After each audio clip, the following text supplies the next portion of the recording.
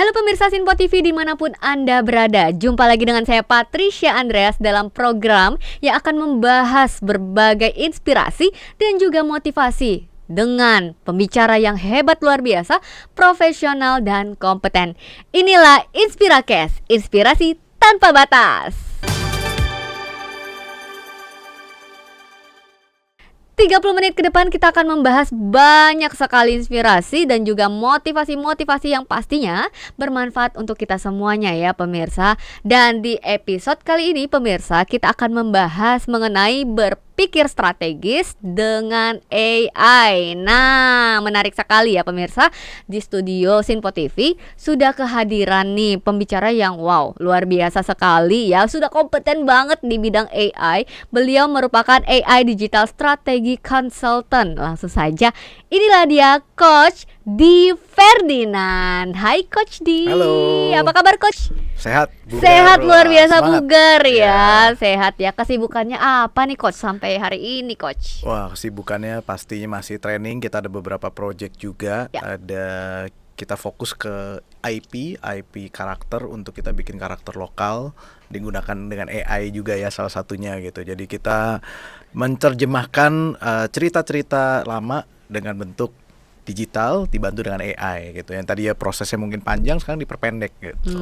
Jadi juga ada kelas-kelas training juga ya. Kelas training juga ada ya, Oke. baik untuk perusahaan ataupun untuk sisi dunia kreatif. Sejak gitu. kapan sih Coach memulai karir ini Coach? Boleh berbagi ke pemirsa ini? Sharing awal mungkin saya bisa bilang awal kita sharing ya. Jadi sharing itu mulai dari pertengahan 2023 Juli. Itu di sebuah komunitas jomblo lah boleh dibilang. Wow. Dan mereka pengen tanya ini apa sih AI gitu kan. Dan ternyata memang kepake banget. Dari situ positif dan akhirnya banyak dibikin public seminar.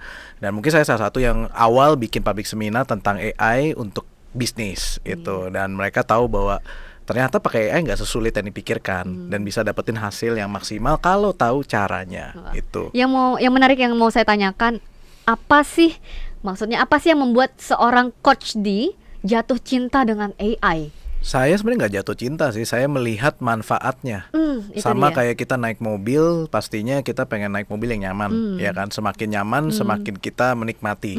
Dan saya menikmati teknologi. Oke. Jadi kalau dulu mungkin kita banyak aplikasi, Ya. dengan AI kita tidak berkutat dengan banyak aplikasi gitu. Oke. Jadi kayak saya punya beberapa aplikasi yang mungkin pada umum pakai yang lain, saya fokusnya cuma beberapa aplikasi, jadi kerja saya lebih efisien. Nggak fokus, saya nggak harus mikir cara pakainya gimana. Biarpun saya tahu secara alam bawah sadar ngerjain itu nggak susah, tapi jadi nggak capek secara otak dan atensi itu. Lebih mempersingkat ya. Yes, jadi kalau jatuh cinta nggak pernah jatuh cinta, Oh, iya? jatuh cinta sama keluarga lah pastinya ya itu. Oke, Coach D, sebelum kita membahas lebih lanjut mengenai berpikir secara strategis dengan AI ini sendiri ya, mungkin secara dasar saya bertanya, mungkin pertanyaan ini juga banyak sekali dari luar sana pemirsa yang sudah nonton Inspiracast pastinya, bahwa apakah dengan kehadiran si AI ini menjadi suatu ancaman yang besar ini Coach? Pandangan Coach sendiri gimana Coach? Menurut saya AI ini seperti pisau yang kita harus tahu cara gunainnya dengan benar ya. Pisau bisa dipakai untuk mencelakakan, tapi kalau kita tahu cara pakainya bisa bikin masakan yang enak. Itu. Jadi menurut saya nggak usah takut, tapi coba, minimum coba. Karena nanti ketika nyoba baru tahu, oh ternyata ini AI. Itu sama kayak kita mungkin dulu teman-teman tahu ya, jadi zamannya BB pindah ke WA. Nah dulu kan nggak ada yang mau tuh pindah ke WA ya. Akhirnya ternyata ketagihan di WA sampai BB-nya lupain ya, sampai boleh dibilang udah berubah zamannya. Jadi AI pun sekarang lagi mengambil fungsi banyak aplikasi yang kita mungkin kenal. Itu, dan memang akan terjadi trennya di mana nanti pelan-pelan semuanya akan jadi satu AI yang bisa melakukan multimodal. Jadi sekarang udah bisa bikin gambar, bikin video, bikin teks, bikin musik, bahkan bisa bikin laporan, mau bikin apa. AI ditantang dalam level bahkan untuk kedokteran pun bisa ya, dalam kesehatan medis pun bisa. Misalnya soal medical check up, lama nunggunya, kita tinggal foto, kemudian kita dapatkan hasilnya atau dapat interpretasinya. Ya, itu. Tapi seberapa valitkah data itu sendiri, Coach? Nah, ini menarik. Menurut saya validnya itu kita datang ke sebuah expert, contoh ke dokter. Kita pasti nggak bisa cuma dari satu dokter. Kita selalu bilang kita mau cari second opinion, ya. Jadikan ini second opinion juga. Itu. Jadi saya selalu tidak 100%, makanya saya tidak mau jatuh cinta sama AI-nya gitu ya. Tapi saya suka bagaimana saya bisa memutuskan dengan banyaknya data dan pemikiran. Ada resikonya, ada keuntungannya. Nah, ini yang penting. Karena seringkali orang cuma lihat, oh gampang, udah dapat hasilnya, langsung dikasih. Nah, itu dia, betul. Dikasih mentah-mentah. Dan itu yang salah. Harusnya kita godok dari berbagai macam pemikiran. Dan pemikiran itu pun bisa kita tanya dari siapa penggunanya nanti. Gitu. Iya, jadi nggak sampai 100% secara validasinya sendiri. Dan kita ya seperti tadi analogi dari Coach D sendiri, bahwa dokter itu kita harus bertanya. Betul. Jadi dari satu dokter mungkin pandangannya berbeda. Jadi kita harus betul. open minded sendiri ya. Jadi sebelum berpikir strategis lagi, Coach D, apakah peran AI itu bisa menggantikan? Kalau tadi kan mungkin secara fungsi aplikasi bisa tergantikan dong. Betul. Apakah secara fungsi seorang sosok manusia bisa tergantikan juga, Coach? Dari sisi mana nih sosok manusianya kalau ditanya sama Patrice? Pengen tahu tadi maksudnya manusia itu sedalam apa? Pekerjaan, sifat, karena kalau manusia ini kalau bahasa sekarang tuh punya feel. Kalau ada AI, emosi. Nah, emosi. Ya. Apakah seperti itu, Coach? Jadi AI yang kita lihat hari ini sebenarnya banyak bermain dengan kata-kata. Ya, jadi kalau kita lihat AI paling banyak sekarang use case-nya adalah buat companionship, salah satu top 3-nya. Companionship atau top 5-nya lah. Companionship itu apa sih? Nemenin. Ada yang kesepian atau ada yang bingung punya teman. Ada tutornya. Ada yang nemenin. Kan kita misalnya mau ngeles zaman sekarang, mungkin seumuran saya mau ngeles kan malu ya. Gak mungkin juga gitu. Jadi saya tinggal tanya AI. Salah satu solusinya. Salah satu solusi ya. Ada beberapa kasus kayak teman punya ibu yang pinter bahasa Mandarin tapi nggak bisa bahasa Indonesia karena beliau memang dibesarkan di lingkungan keluarga yang Chinese Toto lah, boleh dibilang gitu ya. Dan kesepian karena ayahnya atau suaminya udah meninggal. Yang kita lakukan adalah kita men-training AI untuk bisa dibicarakan dan nemenin si ibu. Jadi ibunya bisa nanya. Jadi itu menurut saya sesuatu yang bisa menggantikan kehadiran, tapi ibunya punya teman komunikasi, tuker pikiran.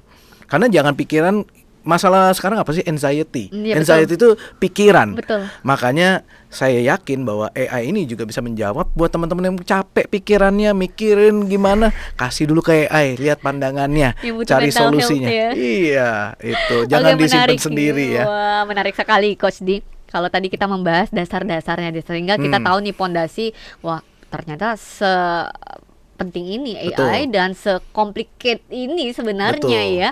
Dan kita mengacu ke dunia bisnis. Pertanyaan saya untuk Coach D adalah, apa perbedaan antara penggunaan AI untuk operasional harian dan untuk berpikir strategis di dalam bisnis itu sendiri, Coach? Nah, ini dua hal yang menurut saya operasional harian tuh begini. Kita setiap hari itu ngapain? Ada hal yang contoh, kenapa kita mau pakai GPS? GPS itu AI, bentuknya narrow, bentuknya dia memberikan arahan. Itu operasional harian. Ya. Terus kalau berpikir strategis, kita setiap hari harus memecahkan banyak masalah. UMKM, pemilik UMKM adalah pemilik yang paling kesepian. Ya, boleh dibilang saya juga entrepreneur, saya juga pernah membuka usaha bisnis punya puluhan pegawai, dan itu pun sangat kesepian karena struggle-nya kita sendiri. Atau misalnya kita harus bikin keputusan di saat malam hari untuk besok pagi. Kita nggak mungkin pagi-pagi ngebangunin tim kita, kemudian tim kita kan perlu dia punya waktu untuk istirahat biar dia prima.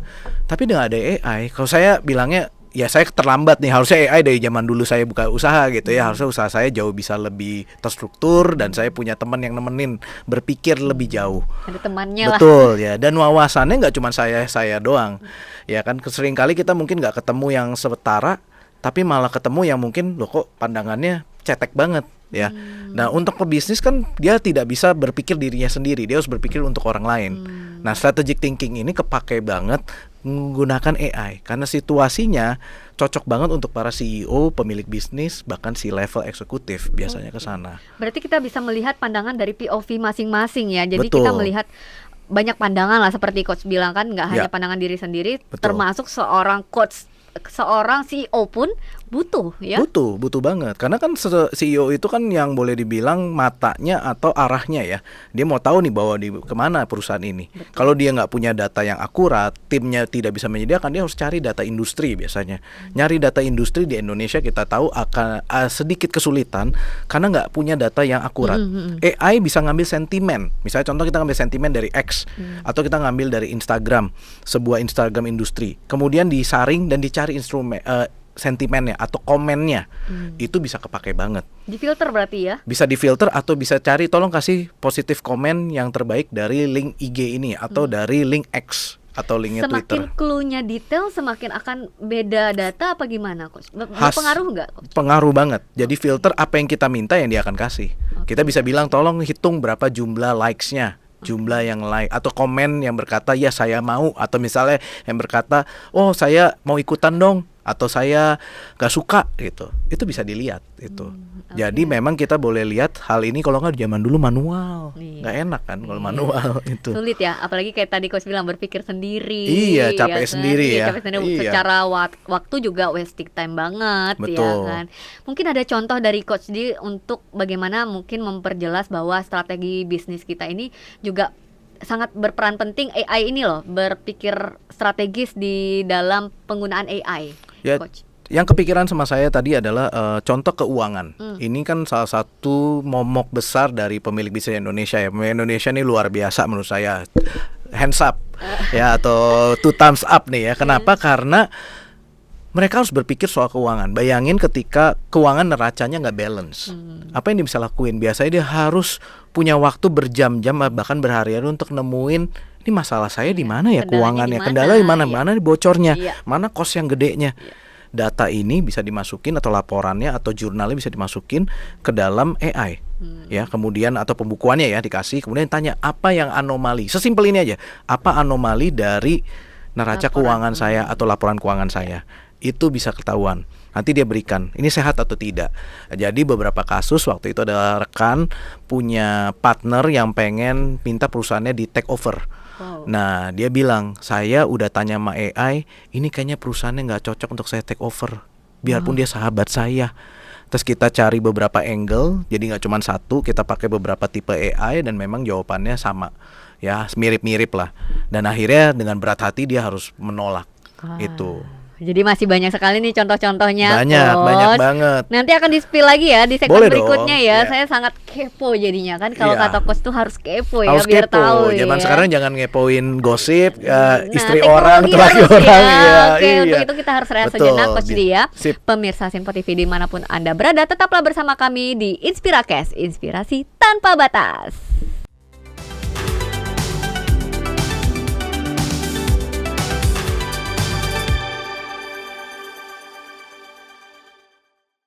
Kembali lagi di Inspirakes, inspirasi tanpa batas. Masih membahas tentang AI pemirsa dengan Coach D Ferdinand yang wow luar biasa. Di segmen sebelumnya kita mengulik-ngulik tuntas ya tentang AI itu sendiri. Coach, pertanyaan selanjutnya Coach ya. Boleh. Apakah AI bisa membantu menemukan peluang bisnis yang baik ataupun yang baru untuk market yang belum pernah tergarap di Indonesia mungkin Coach? Banget. Dulu saya mesti lakuin semuanya dengan cari di Google ya atau di Facebook ngelihat sebuah tren. Tapi sekarang kita bisa minta AI tolong cariin tren-tren terbaru di industri kita. Seperti itu aja promptnya. Nanti dikasih gambaran besar. Nanti kita minta tolong di narrow down atau diperkecil, dicerukin lagi atau dipersempit lagi. Bisa banget. Itu bisa banget ya. Bisa banget. Yang tadi saya katakan bahwa ada clue-nya sendiri. Yang Betul. semakin clue-nya detail ya akan memberikan akses data yang detail juga seperti filternya makin tajam. Filternya semakin tajam. Sama seperti kita misalnya pesan tiket pesawat, kita mau tanya penerbangan mana yang filternya direct ya, atau misalnya berhenti satu tempat, transit satu tempat atau 2 tempat. Nah, kita makin perkecil, makin dapetin hasilnya lebih spesifik. Jadi untuk menemukan peluang baru sangat-sangat mungkin. Dan banyakkan peluang baru hari ini pun harusnya teman-teman jangan takut. Karena kita bisa lihat ide-ide baru yang fresh, bahkan pendekatan-pendekatan itu bisa terjadi. Bahkan di dunia kreatif pun sekarang sedang terjadi ya. Mudah melihat, sudah bisa lihat bikin iklan 8 detik, kemudian bisa ngomong, bisa ada cerita gitu ya, ada narasi lucu itu. Pertanyaan simpel Coach. Apakah yang tidak bisa dilakukan AI? apakah ada hal terkecuali yang AI nggak ada datanya gitu, Kalau nggak nggak bisa, terdetek? Apakah ada seperti itu? selama datanya dibuka publik bisa, jawabannya. Artinya datanya bisa diakses sama publik, itu bisa. Yang nggak bisa data perusahaan yang tertutup, Oke. itu tidak bisa, kecuali bocor. Ya, jadi atau mereka salah setting sehingga AI-nya bocorin. Yang sebenarnya dia pakai AI itu tanpa disengaja, dia salah setting atau dia tidak tahu settingnya sehingga datanya bocor. Itu yang sering terjadi. Ya, jadi kalau menggunakan AI jangan taruh hal-hal yang privasi. Misalnya data tanggal lahir kita atau misalnya nomor KTP kita, karena bahaya aja. Dengan dua itu aja bisa terjadi misalnya pinjam uang dan lain-lain ya. Iya, bahaya, panjang jadi ya akhirnya kita malah bukan dapetin manfaat, malah jadi pusing ya. Iya, betul. Jadi kembali lagi kita harus bijak dalam memberikan data pastinya ya pemirsa, dan juga karena AI ini sangat sangat memiliki potensi besar sekali ke depan. Jadi kita sebagai penggunanya pun harus sangat berhati-hati seperti coach katakan bahwa nggak sampai jatuh cinta. Ya, jangan jatuh cinta ya, karena teknologi akan selalu berkembang. Kedua yang kita harus jatuh cinta sama hasilnya, karena atau diri kita jadi lebih baik. Jatuh cinta sama diri kita lah paling enak ya. Gitu. Pertanyaan selanjutnya, Coach, menarik sekali. Bagaimana cara pelaku bisnis ya untuk dapat mengevaluasi hasil dari strategi yang dengan menggunakan AI tersebut? Apakah hanya dari datanya atau mungkin ada pendekatan lainnya, Coach? Pastinya semua ide itu nggak ada salah, nggak ada benar. Itu satu, mau itu dari AI atau manusianya. Kedua, itu harus bisa dibuktikan atau dikonkretkan. Artinya ketika kita melihat ide ini bagus, misalnya di divisi keuangan, harus dicoba di divisi keuangan dan ditanya pemegang kepentingannya siapa aja, stakeholdernya siapa. Jadi misalnya orang finance director merasa, oh ya nih AI membantu kita, yang tadi prosesnya kita harus berhari-hari jadi pendek. Nah, ini harus ditanya, kepake nggak? Kalau nggak kepake, mungkin apa yang salah? Kita harus evaluasi bersama. Atau misalnya tim marketing ketika dalam bikin konten, apakah kontennya efektif? Malah kontennya reach nggak? Target KPI atau OKR ya, yang bahasa kerennya gitu ya. Artinya dapat engagement lah kalau bahasa sekarang. Nah, engagementnya dapat nggak? Kalau nggak dapat berarti apa yang salah? Jadi tetap harus turun dan diuji coba. Kalau tanpa diuji coba, ide adalah ide itu. Tetap ada trial errornya. Tetap sama. Semua marketing itu pasti trial error. Jadi kalau saya nemuin, karena saya udah di dunia marketing hampir dari 2005 sampai sekarang, kan dari internet marketing, digital marketing, udah AI nih.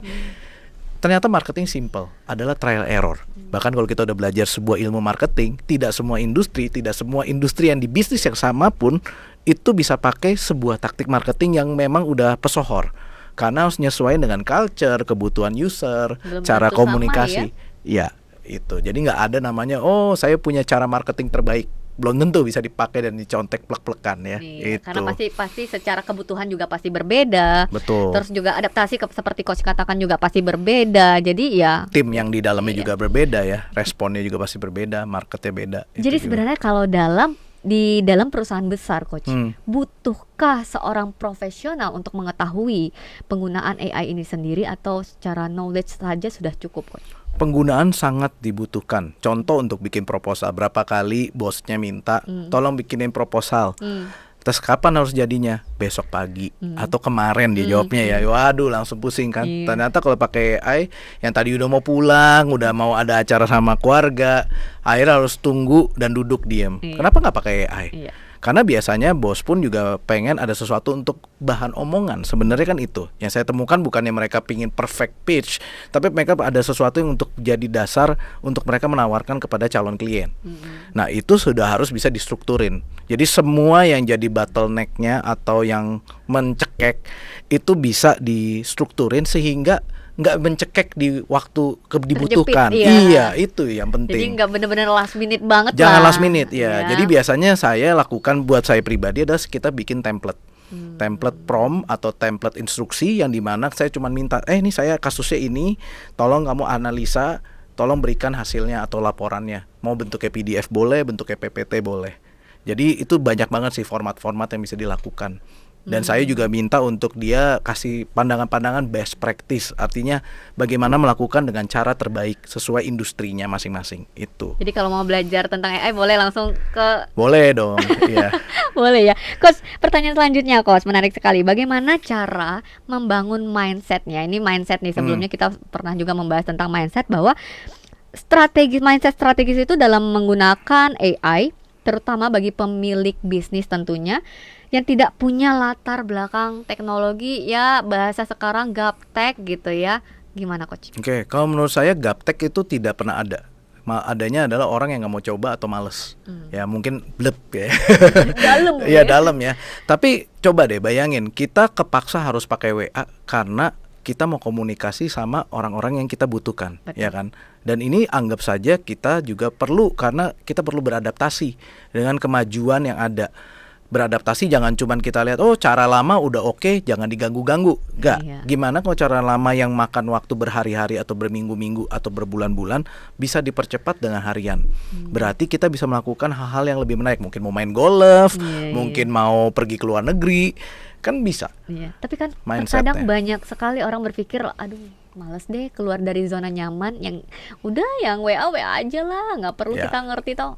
Menurut Coach pandangan seperti itu bagaimana Coach? Ya menurut saya nggak bisa ngubah kenyamanan mereka, tapi yang pasti hari ini nggak ada kita lihat orang yang aman dari perubahan industri besar. Kalau kita lihat program dari World Economic Forum 2030 itu di Age of Robot malah. Artinya AI yang hari ini akan mengendalikan banyak robot. Kita lihat bagaimana perusahaan sebesar Nvidia, Jensen Huang sudah menciptakan Optimus. Ya, artinya produk-produk yang mirip-mirip nama Transformer yang akan robot membantu kebutuhan kita.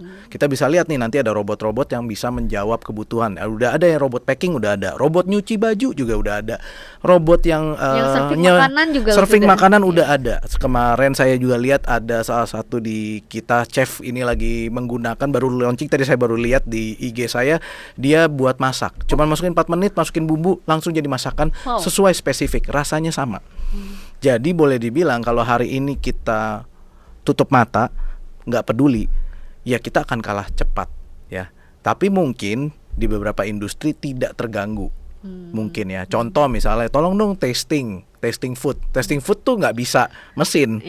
Harus yang jago taste si pencipta masakannya sendiri. Karena ada rasa itu ya. Makanya saya selalu bilang kalau teman-teman takut apakah semua diambil, makan es krim nggak diambil kok. Karena kita perlu makan es krim kan bareng-bareng ya. Itu.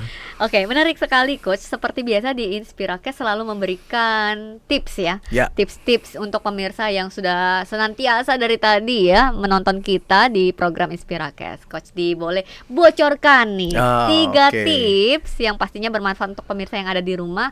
Yang pertama tipsnya Coach. Oke, ketika kita bicara strategic thinking pakai AI, jangan lupa untuk gunakan AI untuk riset pemikiran kita. Ini pemikiran saya, apakah pemikiran ini bisa divalidasi dengan skenario atau ide-ide yang lebih cemerlang, di mana kesalahan ide saya, mana sisi lemahnya, sisi bagusnya, coba kamu simulasikan. Simulasikan dia pasti ngasih tahu ya, sama kayak kita ngobrol aja. Atau misalnya dia bentuknya desain, dia bisa minta tolong bikinin mock-up-nya. Visual mock-up kita sebutnya, atau bikinin diagramnya, prosesnya, ya, atau journey-nya. Kalau bahasa kerennya sekarang customer journey ya, itu yang pertama. Yang kedua tipsnya Coach Di. Oke. Tadi sebenarnya saya udah 2 tuh, simulasikan strategi atau ide. Tapi ketika kita simulasikan strategi atau ide, berikan beberapa skenario yang misalnya, oh saya budgetnya cuma segini.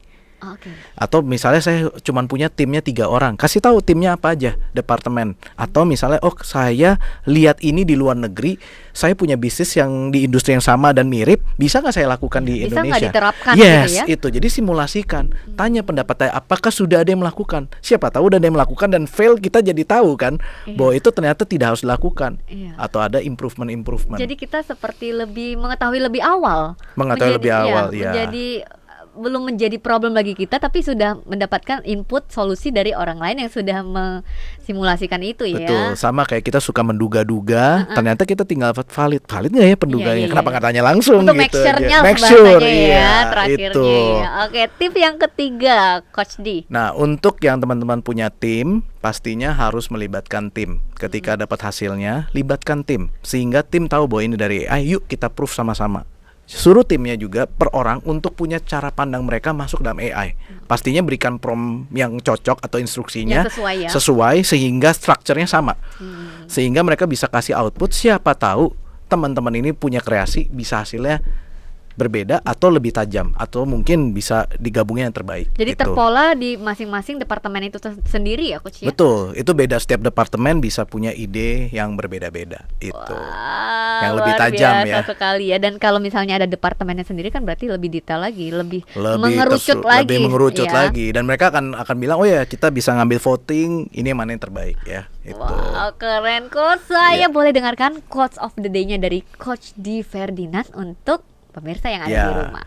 Oke, untuk strategi thinking pastinya jangan cuma mengandalkan AI, tapi libatkan juga input kita yang terbaik sehingga AI bisa memberikan wawasan.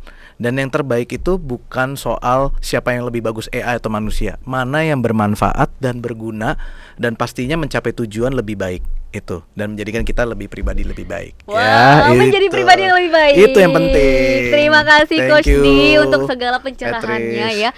Semakin saya terinspirasi sekali ya. Saya sangat jadi kepo nih. Jadi kepo AI ya, betul. Nanti kita boleh kontak-kontak boleh lagi dong, ya untuk ya, AI dan boleh. Coach D boleh hadir lagi nanti ke Sinpo. Wah, kita akan thank you. membahas lebih dalam dan lebih detail lagi tentang AI ya. Boleh Terima banget. kasih ya Coach D Boleh. ya. Thank you semuanya.